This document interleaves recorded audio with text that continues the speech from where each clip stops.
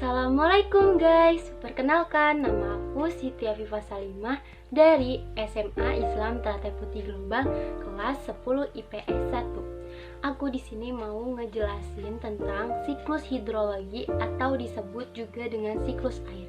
Langsung aja ya ke penjelasannya. Sampai ketemu di penjelasan. Bye bye. Apa sih kak siklus hidrologi atau siklus air? Yaitu siklus yang tidak pernah berhenti dari atmosfer ke bumi dan kembali lagi ke atmosfer melalui kondensasi, presipitasi, evaporasi, dan transpirasi.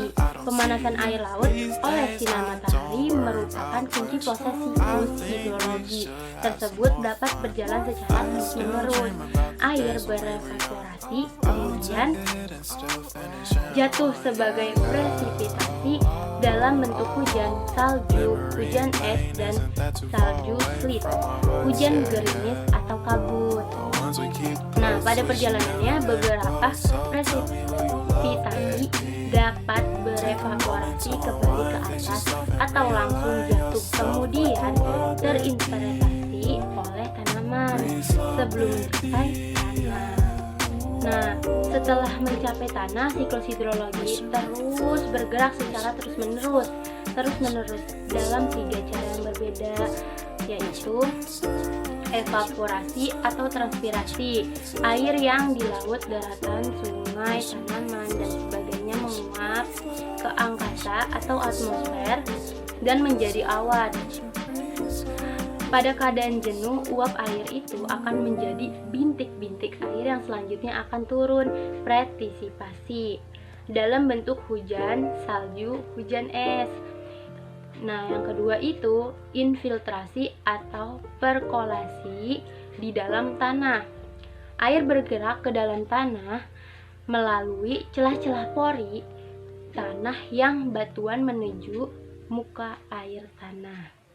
Air dapat bergerak akibat aksi kapiler atau air dapat bergerak secara vertikal atau horizontal di bawah permukaan tanah hingga air tersebut memasuki kembali sistem air permukaan. Nah, yang ketiga, air permukaan. Air bergerak di atas permukaan tanah dekat dengan aliran utama dan danau. Makin landai dalahan dan makin sedikit pori-pori tanah, maka aliran permukaan semakin besar. Berarti dia alirannya akan semakin besar, seperti ya kayak aliran-aliran kayak sungai mungkin ya. Nah, biasanya dapat daerah urban, sungai-sungai. Nah, benar, sungai-sungai bergabung satu sama lain membentuk sungai utama yang membawa seluruh air permukaan di sekitar daerah aliran sungai menjadi laut. Nah, macam-macam dan tahapan proses siklus air itu ada beberapa yang Oke guys, kita jelasin dulu dari jangka pendeknya. Nah, jangka pendeknya, air laut menguap menjadi gas karena adanya panas dari matahari. Akan ada kondensasi dari pembentukan awan, maka dia akan turun hujan ke permukaan air. Kita jelasin lagi yang siklus sedangnya. Siklus sedang yaitu uap air laut menjadi gas karena panasnya matahari dan pergerakan jaringan uap air oleh angin.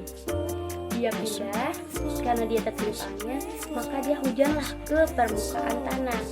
Setelah dia hujan, maka aliran air permukaan tanah atau aliran ke permukaan dataran, maka dia akan mengalir lagi kembali ke permukaan laut. Seperti itu guys singkatnya. Yang ketiga adalah siklus panjang atau siklus besar. Sebenarnya dia itu sama, cuma bedanya yang ini adalah ada pembentukan kristal atau dia akan turun salju. Nah, yang pertama adalah uap air laut menjadi gas karena adanya matahari, panasnya energi matahari. Yang kedua, uap mengalami sublimasi. Yang ketiga yaitu pembentukan awan yang mengandung kristal es. Nah, yang keempat, awan bergerak oleh tiupan angin ke darat. Awan turun salju, akhirnya dia turun salju, dan pembentukan glaster. Nah, pas setelah dia udah menjadi pembentukan glaster, glaster itu akan mencair dan menjadi pembentukan sungai. Setelah itu, dia akan mengalir di sungai menuju darat dan menuju ke laut. Itu aja yang bisa aku jelasin karena gak ada contohnya, jadi rada susah ya. Oke, itu aja yang bisa aku sampaikan. Terima kasih. Mohon maaf bila ada banyak yang salah karena aku juga masih dalam pembelajaran. Terima kasih. Wassalamualaikum.